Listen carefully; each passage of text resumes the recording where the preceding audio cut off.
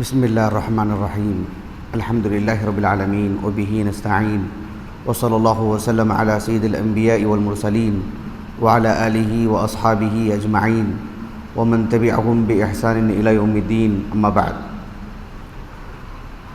اللہ تعالیٰ کے فضل و کرم سے آج ہم نے دوسری تراویح پڑھی اور دوسرا جز ہم نے سماعت کیا۔ جیسے کہ میں نے کل بھی کہا کہ جو پورا جز ہوتا ہے، پورا پارا، اس کا تو خلاصہ نہیں بیان کر سکتے، آسان نہیں ہے، کم از کم میں تو نہیں بیان کر سکتا ہوں، لیکن کسی حصے کی تفسیر کر سکتے ہیں۔ آج ہم نے ایک آیت کریمہ کو سنا، اللہ تعالیٰ نے فرمایا یا ایھا الناس کلوا مما فی الارض حلالا طیبا ولا تتبعوا خطوات الشیطان انہ لکم عدو مبین۔ یہ آیت کریمہ بہت معروف ہے۔ اس آیت کریمہ سے متعلق دو باتیں میں آپ کو بتاؤں گا۔ اللہ تعالیٰ نے کہا یا ایھا الناس کلوا مما فی الارض حلالا طیبا۔ اس آیت میں اللہ تعالیٰ نے پورے انسانوں سے خطاب فرما رہے ہیں۔ یا ایھا الناس یعنی یا بنی آدم، بنو آدم سے اللہ نے خطاب کیا۔ غور طلب بات ہے جو میں آپ کو بتانے جا رہا ہوں۔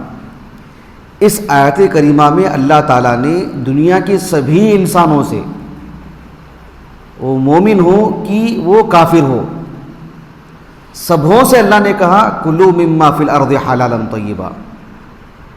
صرف مسلمانوں سے نہیں، کفار سے بھی اللہ نے کہا، اور کل اللہ تعالیٰ کافروں سے اس کا بھی محاسبہ کریں گے۔ صرف ایمان کیوں نہیں لائے اللہ پر، صرف اس بنیاد پر ہی محاسبہ نہیں ہوگا، بلکہ انہوں نے حلال کمائی سے کھائے نہیں کھائے، طیب کھائے نہیں کھائے، اس کا بھی محاسبہ ہوگا ان کو۔ تو اللہ تعالیٰ نے کہا یا ایھا الناس کلوا مما فی الارض حلالا طیبا۔ مما فی الارض، الارض زمین پر جو بھی چیزیں ہیں، چاہے وہ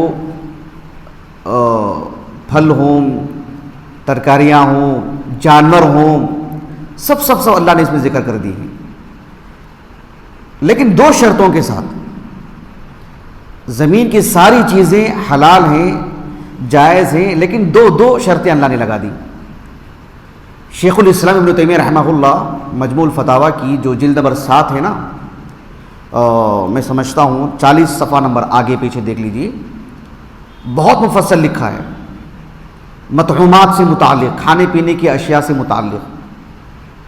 ابن تیمیہ رحمہ اللہ نے کہا کہ فَإِنَّمَا أَذِنَ، اللہ رب العالمین نے اجازت دی ہے للناس، سبھی لوگوں کے لیے، ان یأکلوا مما فی الارض بشرطین۔ اللہ تعالیٰ نے سبھی انسانوں کو دنیا کی ساری چیزیں استعمال کرنے کی، کھانے کی اللہ نے اجازت دی ہے بشرطین، دو شرطوں میں، ان یکون حلالا ان یکون طیبا۔ ایک ہے کہ وہ حلال ہو، دوسرا یہ کہ وہ طیب ہو۔ ایک دلچسپ بات میں آپ کو بتاتا ہوں، جو لوگ حافظ ہیں وہ بھی، جو غیر حافظ ہیں وہ بھی مصحف کھول کے دیکھ لیں۔ یہ جو آیت کریمہ ہے نا، اس کا نمبر تو مجھے یاد نہیں ہے تو بتا دیجیے ذرا مجھے کوئی کھول کر کے۔ اللہ تعالیٰ نے کہا یا ایھا الناس کلوا مما فی الارض حلالا طیبا۔ یا ایھا الناس کس سے کہہ رہے ہیں اللہ رب العالمین؟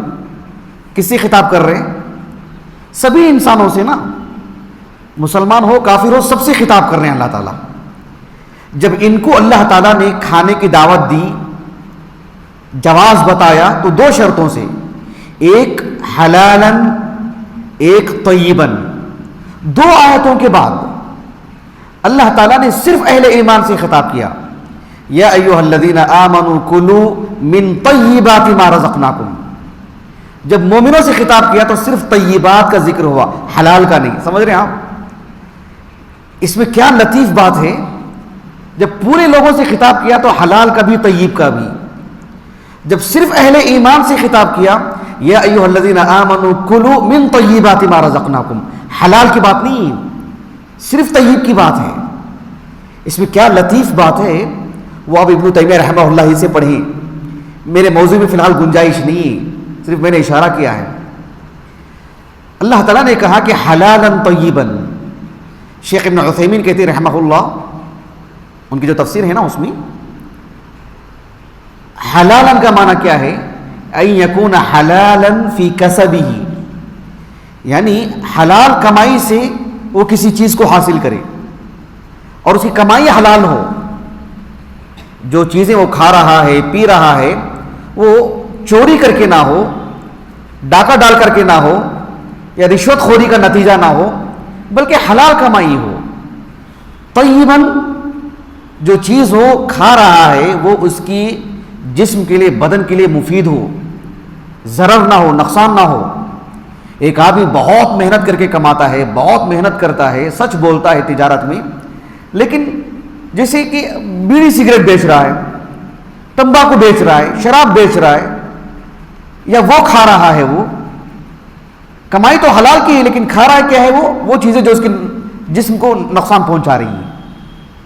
اللہ نے دو باتیں بیان فرمائی کہ حلالاً، جیسے کہ اللہ تعالیٰ نے کہا سورۃ البقرہ کے اواخر میں وَأَحَلَّ اللَّهُ الْبَيْعَ وَحَرَّمَ الرِّبَا، کمائی حلال کی ہو، اور طیباً، جو چیز وہ کھا رہا ہے، وہ جو پیسے تھے وہ تو حلال کے تھے لیکن جو کھا رہا ہے وہ تو اس کے بدن کے لیے مفید نہیں ہے نا۔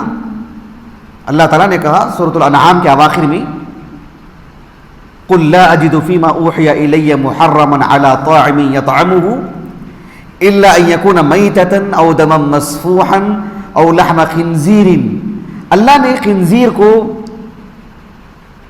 خنزیر کے گوشت کو، مردار کو اللہ نے حرام قرار دیا ہے۔ وجہ کیا بتائی اللہ نے؟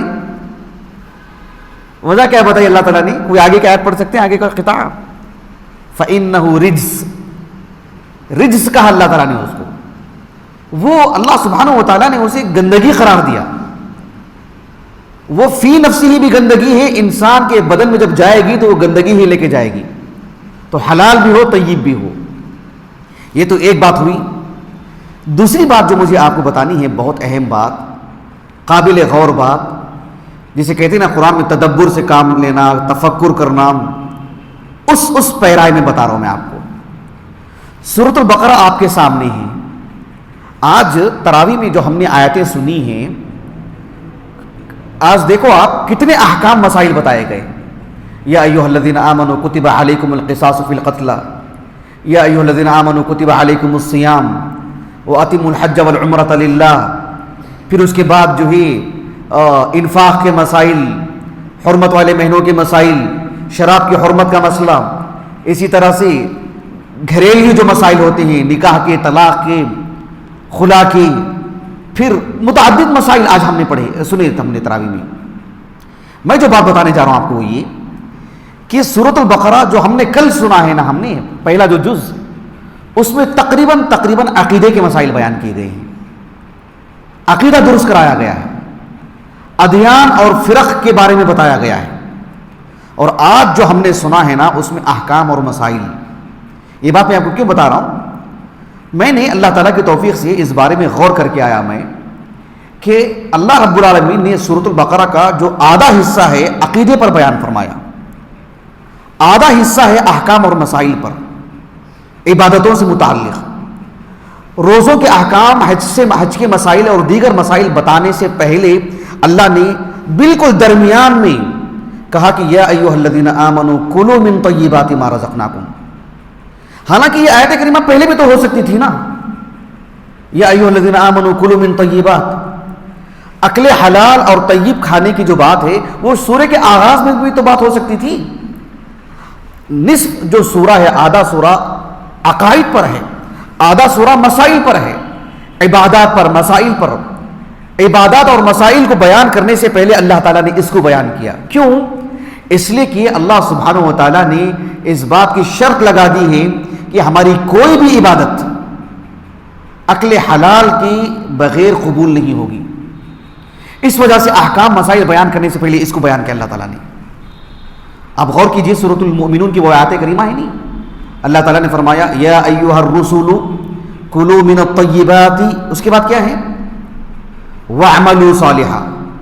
یہ جو واو ہے وہ اس پر عطف ہے کیا؟ کس اعتبار سے اس واو کو کیا معنی دیا جائے گا؟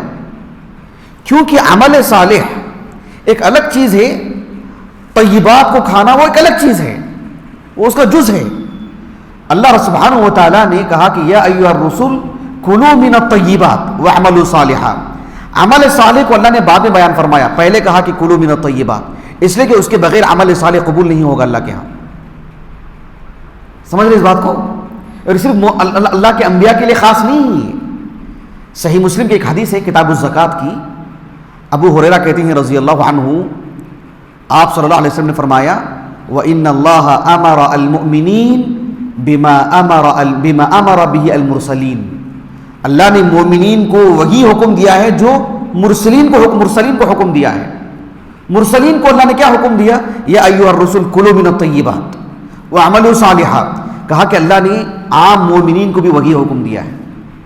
یہ حدیث اسی پر ختم نہیں ہوتی ہے، اس قطعے کو سنا کر اللہ کے رسول نے کہ ان اللہ امر المؤمنین بما امر به المرسلین، پھر یہی آیت کریمہ پڑھی اللہ کے رسول نے سورۃ المؤمنون کی۔ پھر اس کے بعد وہ حدیث کا جو معروف حصہ ہے نا، جو عام طور پر ہم سنتے ہیں، وہ اسی سے جڑا ہوا ہے۔ اللہ کے رسول نے اس آدمی کا ذکر کیا جو دور دراز علاقے سے آتا ہے، یطیل السفر، دور دراز علاقے سے آتا ہے، اشعث اغبر، بدنی اعتبار سے، جسمانی اعتبار سے غبار آلود، معلوم ہو رہا کہ یہ مسافر ہے۔ یمد یدیہ الی السماء، ایک تو مسافر بھی ہے، مسافر کی دعا قبول ہوتی ہے۔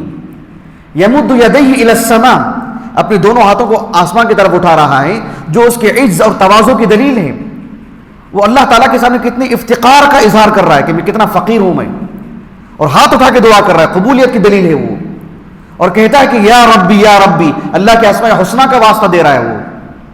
لیکن اللہ کے رسول نے کیا کہا؟ وَمَطْعَمُهُ حَرَامٌ وَمَشْرَبُهُ حَرَامٌ وَمَلْبَسُهُ حَرَامٌ وَغُذِيَ بِالْحَرَامِ فَأَنَّى يُسْتَجَابُ ذَلِكَ، اس کا کھانا پینا، اس کا لباس، اس کی غذائی حرام کی، دعا کہاں سے قبول ہوگی اس کی؟ کیوں؟ اس لیے کہ اللہ تعالیٰ نے سورۃ البقرہ کا جو آدھا حصہ ہے احکام مسائل بیان کیے، کہہ دیا کہ اس سے پہلے یا ایھا الذین آمنوا کلوا من طیبات، یہ ہو تو پھر دیگر اعمال آپ کے قبول ہوں گے، ورنہ وہ روزہ کوئی معنی نہیں رکھتا۔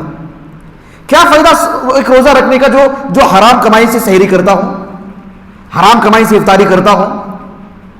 حج کو جاتا ہے، کتنی قربانیاں دینی پڑتی، حرام کی کمائی اس میں ہو، کل کی کل یا جز۔ اللہ نے کہا کہ ان سب سے پہلے کلوا من طیبات، یہ ہو، پھر دیگر اعمال اللہ نے بیان کیے۔ واللہ اعلم، میں نے ایسے غور کر کے آیا اس میں اپنی بات کو ختم کرتا ہوں۔ اللہ سبحانہ و تعالیٰ ہمیں عقل حلال اور طیب کی اللہ تعالیٰ ہمیں سعادت نصیب فرمائے۔ سبحانک اللہم و بحمدک، اشہد ان لا الہ الا انت، استغفرک و اتوب الیک۔